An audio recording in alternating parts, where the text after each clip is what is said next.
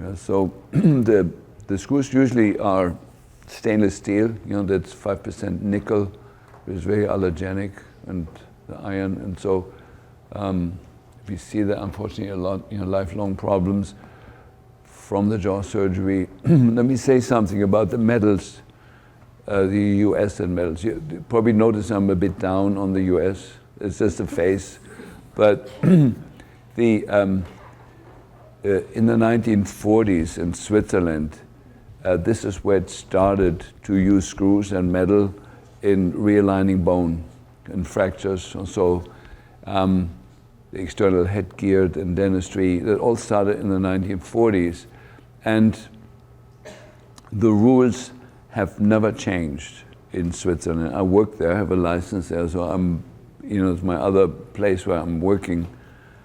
The rule is, when you put metal in the body, it should stay in there for 6 months, at the most for 9 months, and then it has to be removed because metal is not normal in the body, and it will create a great disturbance in the immune system with lifelong consequences.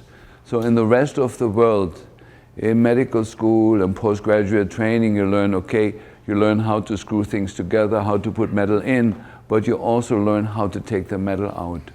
The US is the only country where it's dumped into you and then everybody walks off and leaves you alone with it, with the lifelong consequences.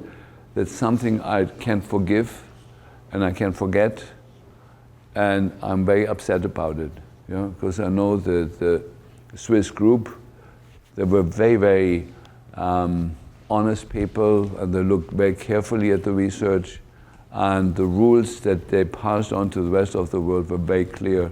You do not leave any metal behind. Yeah? There may be an exception if it's deep in the brain, a clamp, from cancer surgery, or deep in the eyeball. There is some regions, but if you can put metal in, you can take it out.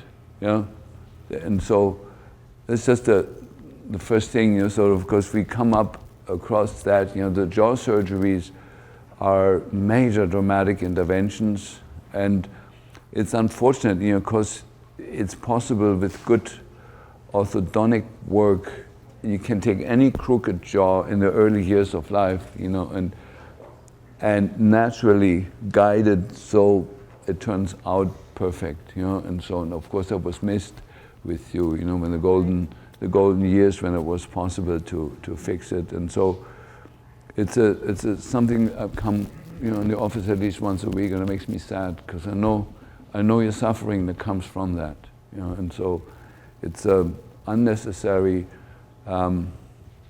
iatrogenically induced suffering, and then of course, then we need to see what we do. Now the homeopathics are an ideal idea, because they're all immune modulators, and so much of the headache that you have and the pain will be inflammatory, autoimmune type of reactions, because the nickel in the screws, if you ever want to activate your mast cells, put nickel in the body. That is published, there's at least 600 studies on that. And so ever since those came out, American surgeons love to put it in there because then it gets a whole cascade of medical needs, for the rest of your life, and you become basically a business opportunity for just about anybody, from the psychiatrist to the neurologist to the immunologist to the pharmaceutical companies, so you're ideal. Right. And if I would charge you today, I would make money off you. So, is Debbie here? Marit, would you come? Oh, there's Debbie, okay.